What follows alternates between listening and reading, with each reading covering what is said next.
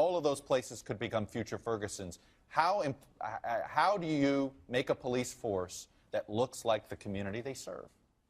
Well, I mean, starting with Mayor Koch, Mayor Dinkins, myself, Mayor Bloomberg, and now Mayor de Blasio, we've tried very hard to make the police force in New York City as proportionate as we possibly can. We go out of our way to do that.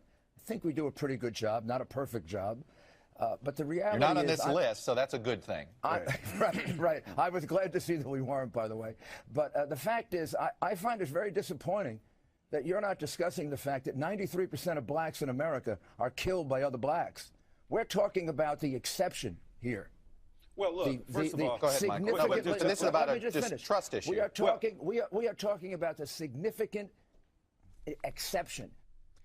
Sunday talkers in one of the more heated conversations had to do with Ferguson, Missouri as a start.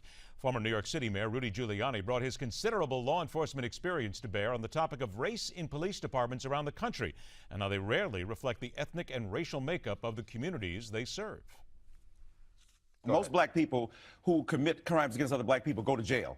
Number two, they are not sworn by the police department as a agent of the state to uphold the law. So in both cases, it is the reason for the heavy police presence in the black community. Not at all. The police presence cannot make a distinction between those who are criminals and those who call the police to stop the criminals. What about the poor black child that is killed by another black child? Why aren't you protesting that? Those people go to jail. I do protest it. I'm a minister. They go to jail. Why don't you talk about the way in which white policemen have undercut the ability of Americans to live? So why don't you cut it down so many white police officers don't have to be be in black areas? They don't have to be. It's a matter of the effect of the state occupying those forces, sir. How about 70 to 75% of the crime in my city? How about your attitude reinforces the problematic I think this is a debate. that prevails in the culture, sir? This is a debate. How about you reduce crime? This is a debate. When I become mayor, I'll do that. Wait, the let's white not make police this. officers won't be there if you weren't killing each other. Hang on. 70 the defensive mechanism of white supremacy at work in your mind. The Twitterverse, which has of late become almost a news network in and of itself, and a very irreputable one at that, blew up at Giuliani's statement. Immediately, he was branded a racist by many. The tired old white guy who had no idea what was going on in the world and was nothing more than a bigot who only was there to slam down on anyone of color. These are, to be fair, the type of responses we see every time such a discourse occurs. While those are the shouts being given most of the attention in headlines because they just make for better instances of viewing incitement, plenty of words supporting the former mayor and one-time presidential hopeful, but they were drowned out by those claiming Giuliani could not have been more wrong. The Washington Post submission that carried his comments and the accompanying story certainly went with the angry banter up high in the lead, but buried in the story were some facts. More murder in the U.S. happens between people of the same race. Whites are more likely to kill whites, blacks more likely to kill blacks. And according to stats from the Justice Department, nearly 84% of white victims from 1980 to 2008, a 28-year span, were killed by white people. And in that same time, 93% of black people were killed by black people.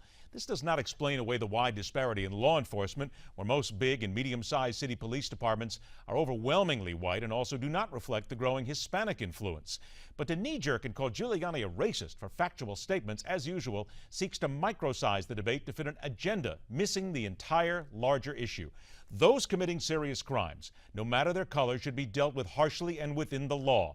No exception, no favor given for color, social standing, bank accounts, or where mommy and daddy works. And those on every side need to stop making this a racial, political talking point and get down to the business of cleaning up a violence-addled society that looks for new excuses every day to blame somebody else for their actions. Otherwise, Ferguson, Missouri will be a carnival ride compared to what will happen in other cities and towns across America. And that is telling it like it is. All right, the next hour right here on MidPoint, two sides of the Ferguson issue that speak to the depth and preparation for what may and may hopefully not happen when the grand jury announces its findings. And indeed,